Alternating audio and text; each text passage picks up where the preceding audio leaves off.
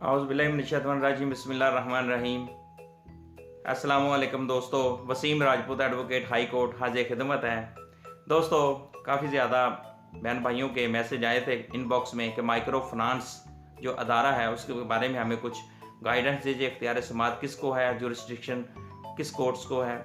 दोस्तों, बात यह है कि जो माइक्रो फाइनेंस अदारा है, अदारा जात है, इसको कानून में बैंक की हैसियत हासिल नहीं है।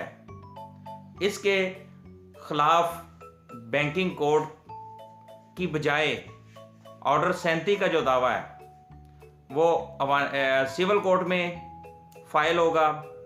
इसकी जो जुरिस्डिक्शन है, इसकी जो इख्तियार समात है, माइक्रो फाइनेंस अदारा जात के जो केसेस हैं, ये जो जितनी जुरिस्डिक्शन इसकी बनती है वो सिविल कोर्ट्स को है।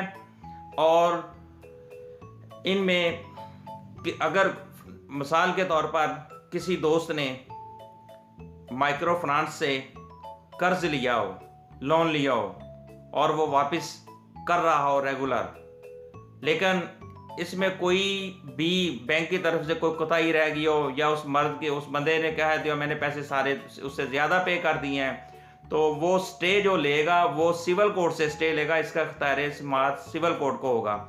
वो बैंकिंग कोर्ट में जाकर माइक्रो फाइनेंस जो अदारा है उसके खिलाफ स्टे नहीं ले सकता।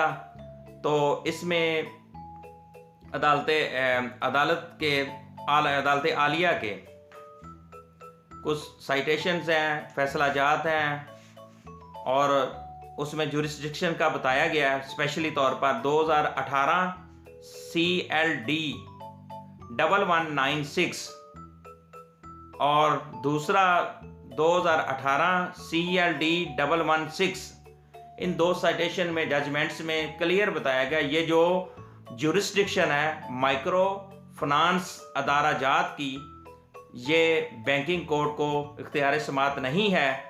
इनके जो केसेस हैं वो सिविल कोर्ट सुनेंगी, दीवानी कोर्ट सुनेंगी और इनका जो इख्तियार समात जुरिस्डिक्शन सिविल कोर्ट को ही दी गई हैं। और बाकी जो बैंक हैं इसके अलावा जिनको बैंक का दर्जा दिया गया है, जैसे मुस्लिम कमर्शियल बैंक और नेशनल बैंक सोन वगैरह वगैरह वगैरह, उनकी जुरिस्डिक्शन वो बैंकिंग कोर्ट को दी गई है, वो बैंक है। लेकिन माइक्रो फाइनेंस ये बैंक नहीं है, ये एक अदारा है।